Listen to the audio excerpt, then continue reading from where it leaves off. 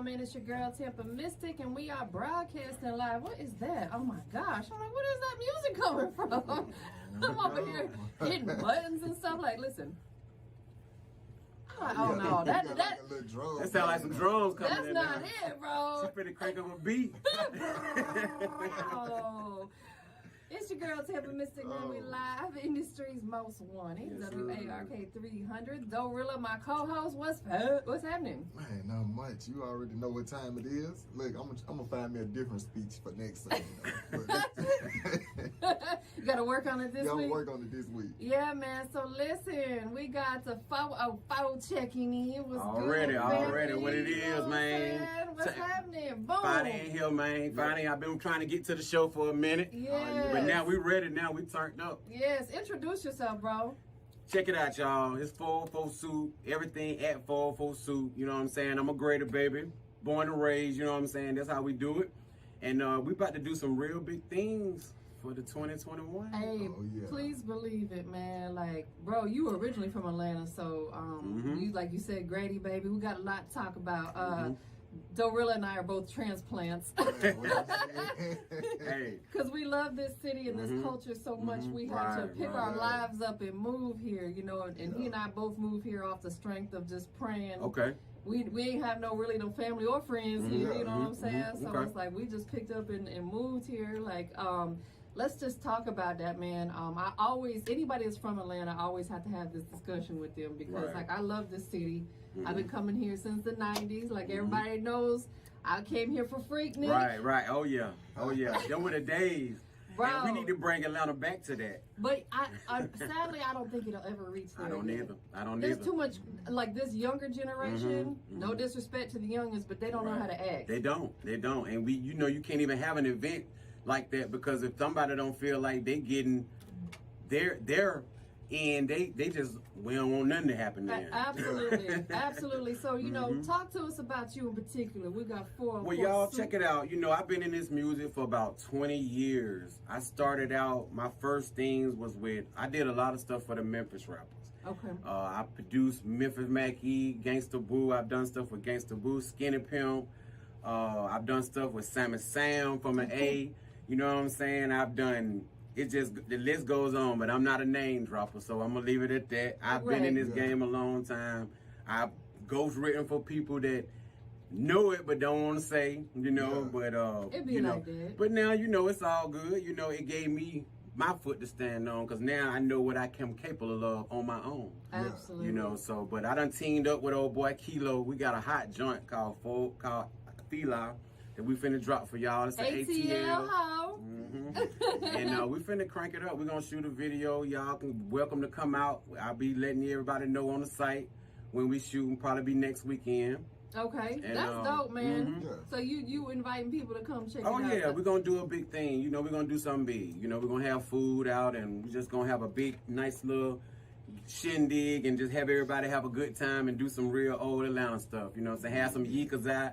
You know what I'm saying? And we're gonna do it big. That's fire, man. Like, you know, I can only imagine what it was like growing up in ATL. Like, there's so much history, especially people like us who are in this music business, you know, watching, like, of course, like the whole Dungeon Family era. Like, you know, like I watched it, you know, from afar. I wasn't living here, but, you know, obviously we was tuned in and stuff, man. Like, I can only imagine what it was like being here during those times. I'm gonna tell you, I grew up with all those guys. You know, we went to school together, open campus and so forth. CeeLo, Gil, you know, all of us went there and freestyling in the class and in the hallways and stuff. You know, but ATL done came a long way, from a long way. You know.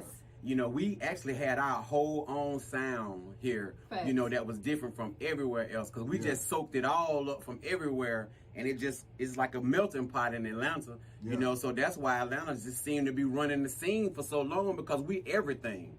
You know, we're not just New York, we're not just the West Coast, we're not just the East Coast, we're not just the South, we just all of it, you know. Everybody flocked here, so all these different the way they act different places, it's all Atlanta now. You know, it just soaked it up. Absolutely, you know? Absolutely. I know Doerilla got some stuff to chime in on. Like, like it's just for me. Like I'm listening to the fact, like speaking on the fact of Atlanta been so, for me it was advanced. Right. You know what I'm saying? Because it was like, I remember when Young Dro dropped, right? The Shoulder Lean dropped, and I remember getting the mixtape at a gas station on CD. Right. And I rode all the way back to Jackson. 5.5 hours listening to this song. Listening to it. So then when I get there, it's like everybody, I'm like, man, y'all gotta listen to this Young Dro. Dude going. This is this. Everybody like, who is that? So it was like probably 6 months later. Right. Everybody was listening Bumping to it back Young home. Dro, And it was like old to me. You know. I'm gonna tell you, Young Dro, people don't realize Young Dro been around for a long time. He was on Raheem the Dream, one of his compilations years ago. Him, Fabo, you know what I'm saying, before D4L and all that, you know. And matter of fact, the guy that did the DJ cuts on Fila, DJ Cooler C, just about produced that whole album with Young Dro on there. And Dro was turning up then, you know, before T.I., for all that. You know, yeah, this city's just got so much culture, man. Like I fell in love with it. Like I said, when I was coming here back in the 90s for Freaknik and stuff, I said back then, I said I'm gonna live there one day. Like here I am, you know. I love that there's brick houses in here. Stuff we ain't got that in Florida. You know what I'm saying? So it's like I'm like, yo, it's so beautiful here, and I'm, you know, I was just like, I fell in love with it. So of course you came from a city, you're still living in a city. You grew up in an era where, like you said, you went to high school with a lot of these legendary people. You yourself have done a lot of work with, you know, and you're doing work for yourself, which we're going to talk about in a few minutes about this new song you got. But taking it back, like, how did music really become that passion for you? Like, you know, for me, music became a passion when I was like 7. Okay. I just love music, you know, just hearing the stuff my mom then would play, you know, they, you know, having just playing all type of music, you know. I had a guitar when I was like 7, plucking it, you know, trying to learn, you know, and just, I fell back into music around 17, 18. Me and a partner of mine had got a deal, an independent deal with an independent label, and we were doing well, and our managers totally screwed us over. And so at that point, I said, you know what, man? I watched how he did it, and I said, I'm gonna get my own studio equipment. Facts. And been going hard ever since. You know, just started producing and watching other producers, every button they click to see what that button do. And then I just learned myself, you know, and taught myself to do it all. And I've been producing and engineering ever since. So let's just talk about that a little bit of what you just said. You know, there's a lot of artists every single day coming new into this business, and obviously the business, it's the same, but it's advanced. It's changed so much. It's changed so much, but it's no different on the fact that you got to still get all your business and your publishing together, etc. Absolutely. Be mindful of, you know, the people you work with, you know, who you put your trust in. That's right. So with that being said, like, you know, since you've been doing this, like you said, 20 plus years, any new artists, producers, etc. stepping in, man, what would be like a major piece of advice or a tip that you would give them, you know, coming out the gate, diving into this music business? The one thing I would tell artists is to invest in yourself.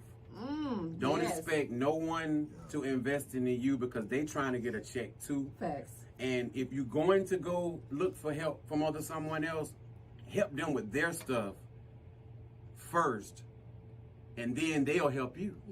You know, don't just bring your agenda and just push it on somebody, because guess what? They got their own agenda. That's right. You know, they trying to make their own moves. So you can't just force yourself on anyone. Right. You know, but if you have your own money, you can invest in yourself, then you can pay someone, hey, and they'll stop what they're doing to help you, because you paying them for a service. You know what I'm saying? And you can't expect people to just drop what they're doing to help you. So you have to invest in yourself, you know, and then when people see you investing in yourself, they most of the time will be willing to invest in you, because they see you moving forward, you going in a positive direction, and most people don't want to be left behind.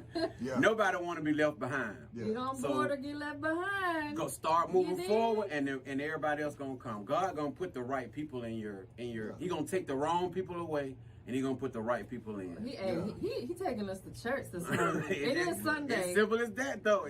Sunday morning. Hey, real talk.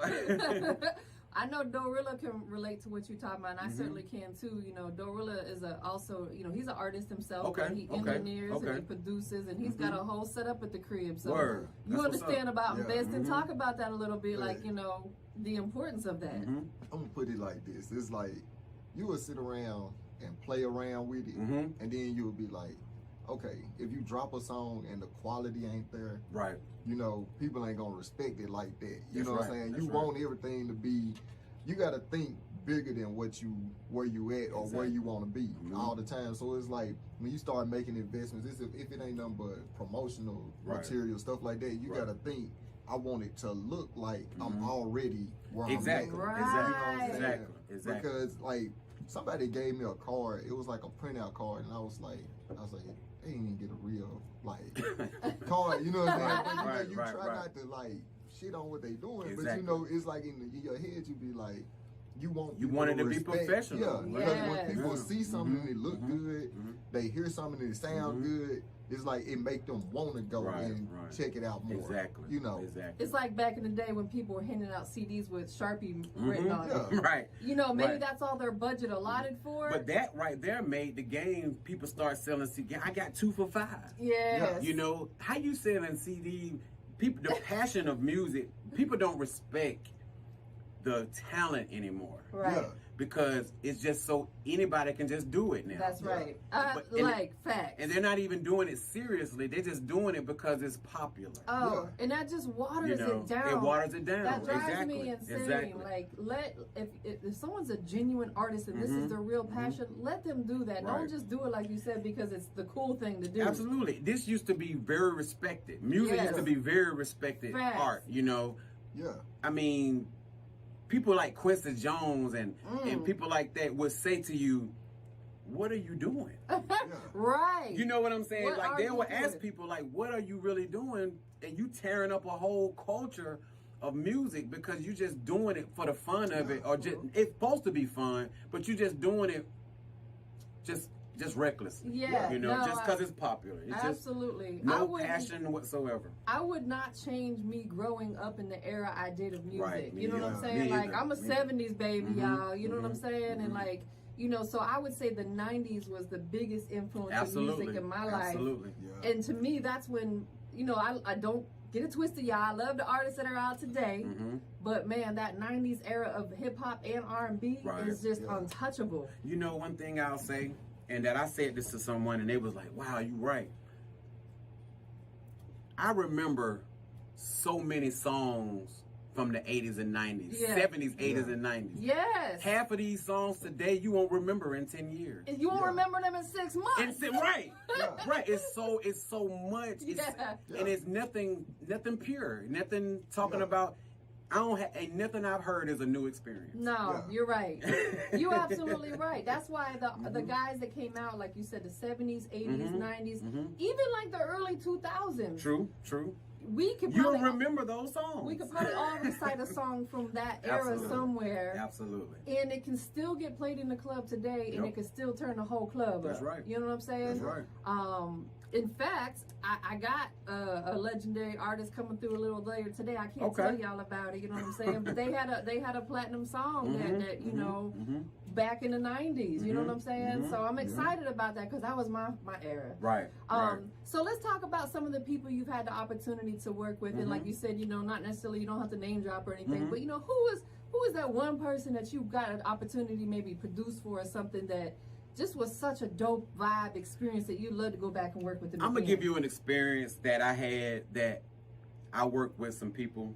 The biggest group I ever worked with in life, and it was the best experience I ever had, was the SOS band. Ooh, yeah, that's big.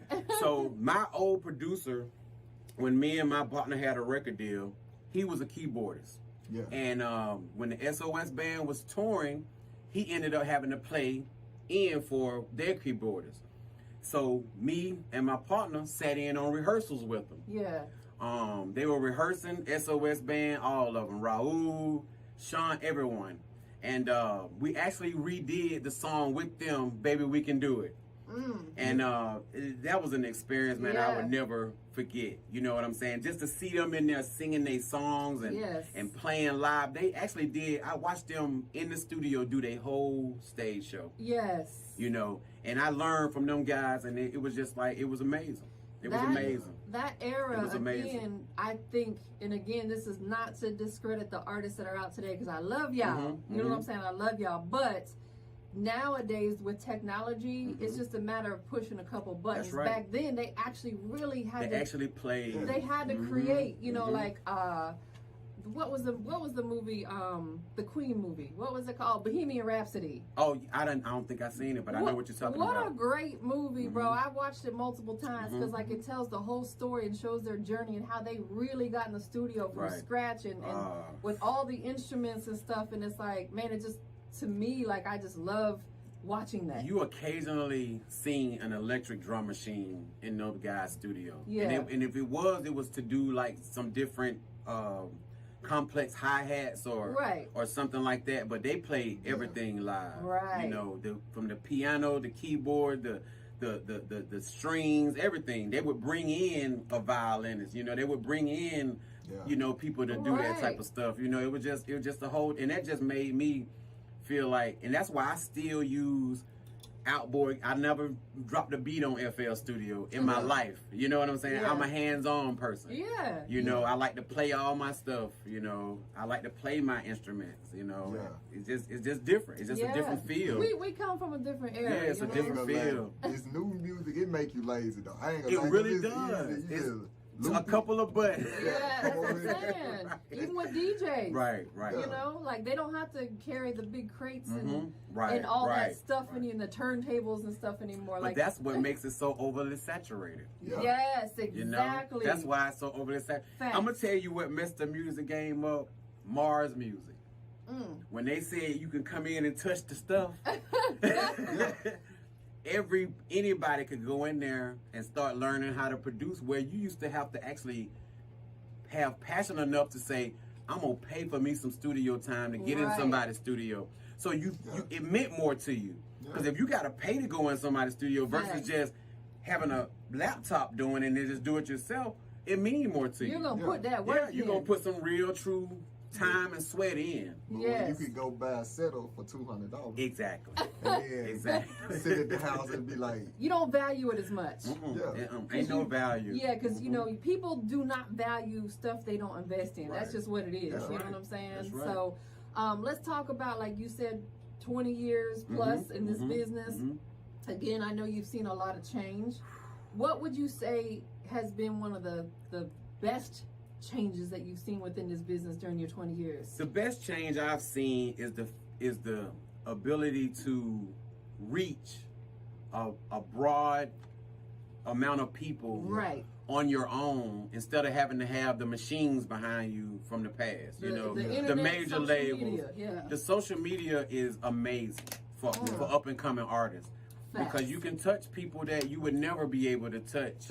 You know, I remember when it first started, like when MySpace, I made a lot of money with MySpace. You know, I was leasing beats off of MySpace, and I was leasing 200, 300 beats a week, you know, at $75 a pop. And I would have never been able to do that back in the day in the music, and back in the day music business. Absolutely correct. Because how do you touch that many people? Exactly. There's no way possible. You know, the only way we could do that was just, we sold CDs out of our car. You know, like everybody else did, which was profitable, but nothing like the numbers we could have done with social media back then. Yeah, like how many people are going to come in and really give you a whole bunch of money for a CD that they haven't even had a chance to listen to? Exactly. You might get $10 for it or something like that. And that's basically what we got. $10 for it, you know. Like that's a lot of That's CDs. what we got. Yeah, you know, that's what we got. One thing you think about, I'm going to tell you, speaking about the passed out CDs, I remember being home, and it would be like guys from Memphis would come down. Yeah. And they'll be at the mall, and it's like, it might be a group of them. You might have 10 of them, and 5 of them got CDs. So as soon as you buy one CD, well, get my CD. Right, there you go. Like, There you go. They sure do, man. Yeah. Like I remember going to Times Square, and that's back in the day, and every corner they was out there, same thing. Like if you bought one of them, like 30 more would run and be like, buy my CD. I'm like, dang, I ain't got that much cash on me. They shouldn't have never let people start being able to duplicate CDs and stuff like that. Like things like that just wiped the music game. It just changed it. It did. Because now it's all done digitally on our phone, on our laptop, or whatever, from our TVs. You know, we can stream music on our digital devices. Exactly. I tell artists, a lot of the artists, young artists that's coming up, that I tell them, I said, when you put a CD out, put some video with it so you can actually still sell it as a DVD. Yeah, that's you can sell it as a CD and still a DVD. You can probably still get that $10 if you put actually video footage of your back, back behind the scenes stuff. Yeah. Film all that stuff. Put it all in a DVD package, and you can still sell it $10, $15. You know, but do an album. Don't do all these things. Do an album. Like, do it professionally. Do it the right way. You might think that that's not how they do it now, but the ones that actually still doing that, they standing out. J. Cole, them, they put out albums. Yes. You know, those guys putting out albums and they selling. They still do well, but just the single stuff, you're not giving anyone anything. You know. I guess like the trend though now is like everybody just want to be popping. They want to go a quick viral. hit, right? Yeah, a quick hit. It's all about the being viral, but when, like you say, it's some artists I was listening to the other day. I was like, dang, what happened to him? You know what I'm saying? Right. But they had big songs, you know, and then it's like they gone. Because that's all they put their effort in was just that one song. Yeah. Facts. You know, one hit wonder. That's it. So before we check out your song, one more thing that I want to talk to you about, you know, with you having worked with so many artists on production, this is a major thing that we got to talk about with these independent artists. Talk to them about the importance of them not downloading random YouTube beats and not knowing who their producer is, and tell them how important it is they connect with these producers, and if you can't buy it yet, at least lease it, you know, and buy it when you can or something. Like, just don't download free beats and throw them out there with the tags all over them. Talk about the importance of that, please. Well, the first thing about downloading beats is you don't have any control, because if you need to mix it, all you have is a MP3. Right. You don't have all you have is a 2-track. Yeah. So things fluctuate. When your vocals go on top of that instrumental, there are going to be adjustments you need to make. Facts. Yeah. And there's no way possible you can do that. Facts. So that's one. Two, you're not going to get clearance on an MP3. Right. It's just simple as that. You know, you already have lost quality. Right. In recording to an MP3. Yeah. So you're going to lose more because you're going to have to pull it into your software, then dump it right back out as a WAV file, then compress it right back down to an MP3. Yeah, so you just actually ruining the quality. Yeah. You need to, if you download a beat, contact the producer and talk to him. Hey man, I just dropped the song on one of your beats. And he might like the song and say, hey, I'm going to send you the files. Yes. Let's mix it. Yeah. You know, and he might take you to another level with it because he may like it. Because he might be a really up-and-coming producer that's trying to get his shine, too. Exactly. Yeah. And if you notice, the teams who, like, say, for instance, like Zaytoven and Gucci, you know, when they came together and put a sound together, that's how you actually make it. Yeah. When you just doing this, a little bit of this, a little bit of that, you got to set a plan in motion, and act it out. When you just doing this and this and this and this, you just treading water. That's facts, you know. Man. But you can't do anything with an MP3 downloaded beat. Right. It's only so far you can go with or let alone like out there actually selling it. Yeah. You can't do that. You can't do it because you're gonna see somebody in the end. Yeah, somebody gonna get somebody gonna see you in the end. Real. So let's talk about this record we're gonna check out, man. It's been in heavy rotation with us. It's called Fila, aka ATL. Forever, I love Atlanta. You know, like again, you're one of the originators, man. You from here. You a Grady baby. You born and raised in. You know, that's a beautiful thing that you got to grow up here. You know what I'm saying? Seen it from the start. Yeah, I'm slick a little jealous. You know, I love my city. I'm just like, I just love Atlanta so much, and I have so much respect for the culture in the city. Talk to us about this record. Well, the record started out about 4 years ago, and I was just thinking, like, man, we need to do another anthem for the city. Right. You know. You know, people, they love Atlanta, but they forgetting about what started it. You know what I'm saying? And Facts. and a lot of these people don't know. We need to do a movie that really represents Atlanta. Yeah, I all agree. the old spots, all the old clubs. Yeah. You know, and this song is the song that can jump it off. You know, because it's talking about a lot of the spots. You know, like I said, I got Kilo on it. He one of the legends in Atlanta. That's you know, my dog. he started. Yeah. He started. People don't realize Kilo started a lot of this Atlanta music. Yeah. You know, he just had a whole flavor that people just attracted to. Right. You know, and it influenced all of us. Yes. You know, because he was on with the biggest company in Atlanta, Itchabon Records. Yes. You know, back in the day, and we all wanted to be on Itchabon Records. But Kilo was actually the one who was running it. You know, he did big things on it. Yeah. And so really he started. He don't get his due like he should. But he started a lot of this Atlanta music, man. He took it to a whole nother level. Before the T.I.s and Outkast them, you know, Kilo was doing it back in the day, you know, during the Freaknik era. Yes. You know, in fact, when I moved here in 2013, he was probably one of the first interviews I did. Okay. Just because I'm like, again, like, you know, I'm a little bit more of an old head. I'm an OG. So I understand, even though I'm not from here, I know a lot of the culture from here. I've been coming here, like I said, since your ear been to the streets. Yes, and I was like, I gotta get that interview with him. So we gotta get an updated interview with him. It's been a minute though, you know what I'm saying? I was gonna bring him with me today, but I ain't talked to him this morning. It's all good. We're gonna make it happen. We'll bring you back, and you have to bring him with for you. Sure. So the record is officially out.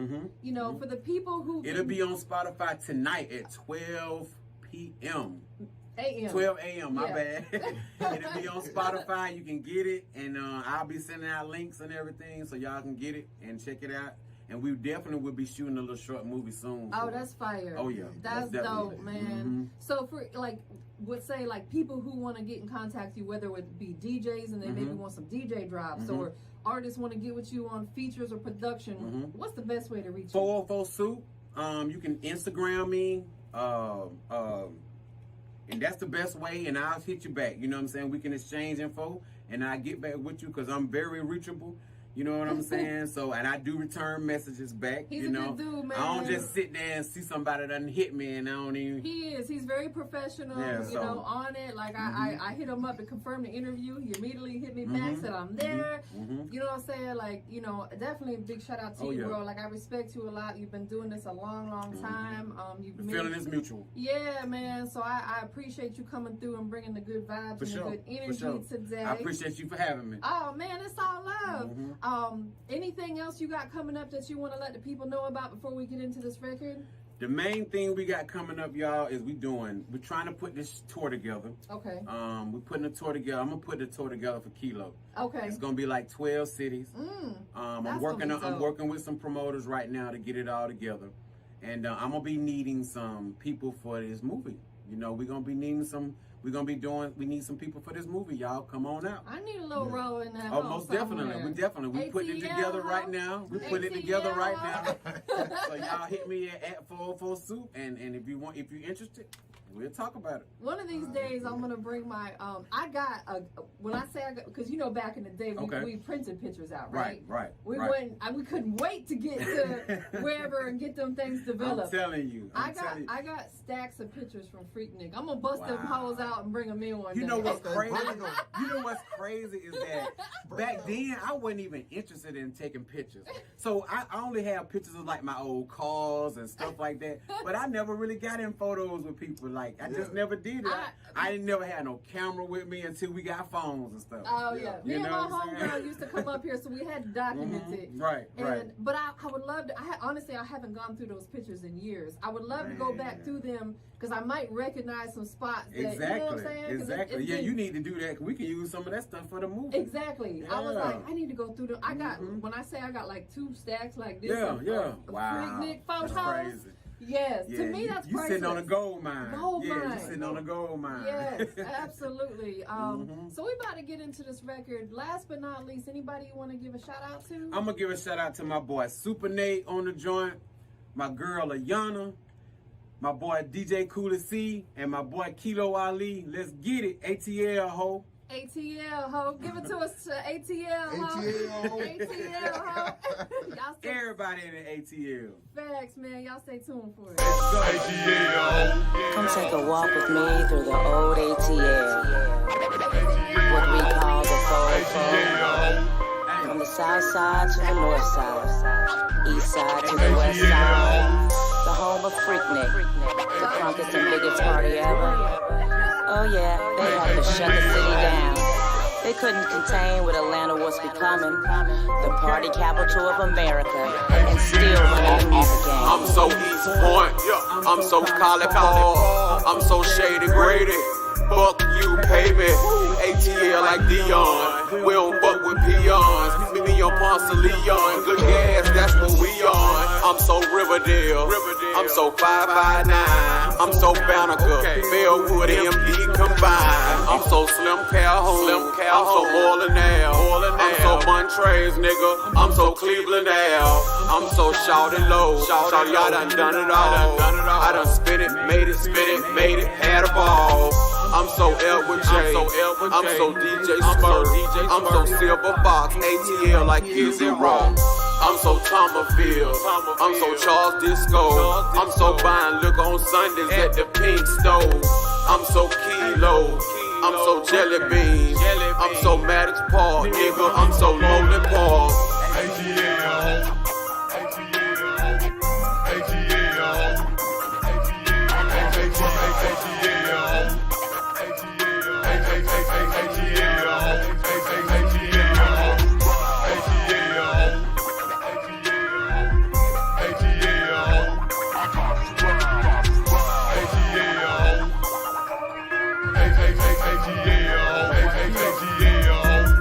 I'm so middle, East Lake got me trapping hard. Car middle school is with a cut with ball. Always got my loving fool and even down. And when I've been running to the shop, work to the town. Sprit past Sticky, wings at Nicky's. Atlanta scripper to me, every time they see me. I'm the pretty baby, fire for years a train. West side first stop, blue flame. Hold on, tell me you at home when you ain't going home. I'm so Atlanta, it's impossible to be alone. Make a trip, just on my ass, on cash, on my own.